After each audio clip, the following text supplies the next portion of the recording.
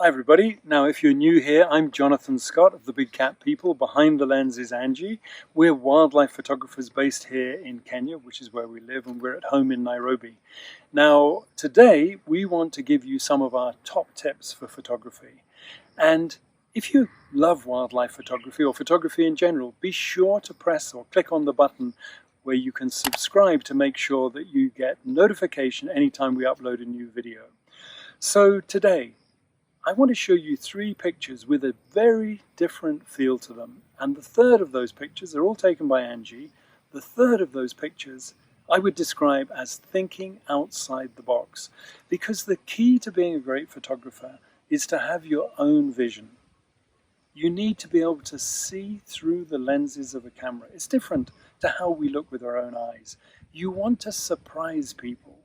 You want people to look at the image and to see something which is new to them, which surprises them, which makes them think about what they're looking at. And you want it to be different to how they see the world through their own eyes. Now, these are all taken in the Maasai Mara, Kenya's premier wildlife area, where we've been based for the last 40 plus years, particularly watching the Marsh Pride. Well, this was the Marsh Pride, one particular morning. 3 of a group of pride males, 2011, 2012 this probably was, who we called the 4 Musketeers, one of whom was the legendary Scarface. And Scarface there you can see with that torn up eye, his right eye, severely damaged. And the reason this picture works is action. So what lens did we use? 70 to 200 f2.8 Canon equipment. Nice fast lens because it was early in the morning, and we've captured the whole of really what was going on here. You don't need the back end of the lens in the picture. You want to be where the action is, and the action is these 3 of the 4 Musketeers trying to gain possession of a warthog killed by the pride females. And what I think really makes the picture work is that the paw, Scarface's paw with those claws out. He means business. The other thing that really is great is that it's a nice clean background. When you're taking a close-up picture like this, you don't want trees sticking up out of the lion's heads. You don't want anything to distract you. So, great picture. You'd be very happy to have it in your collection. And then what about this?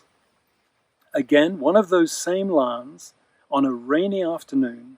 And Angie had been thinking to herself, what can I do different? Now, many of the people in their vehicles had actually driven away. It's raining. Okay, there's no great light. Let's go home. Have an early sundowner. That is not the way to be a photographer. Stay out there until the light is gone. You never know what's going to happen.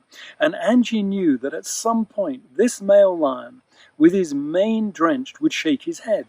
That's the benefit of experience, of knowing what's going to happen next. So she used shutter priority, and then she dialed down the shutter speed to a very low speed, probably about a 15th of a second.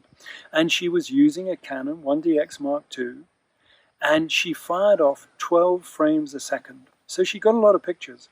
But this was the picture at the end of the lion's vigorous shake of its mane, where there's a little bit of sharpness on its face, but the water is just flying. And because it's a slow speed, it's all blurry and all crystal-like. And so it's a great shot. It's different. I'm sure when you look at it, you think, wow, how do you do that? And that was taken with Angie's 500mm Canon f4 Series 2 lens. Okay, now let's get to the real nitty-gritty here. We now want to think out of the box, and Angie is great at doing that. So just give me a moment while I find the picture that I want to share with you, because I know it's here, and I'm going to find it, and it's not that one, but just wait 1 second, because it's going to be here. Oh yeah. Now, what about that? That is what I call thinking outside the box.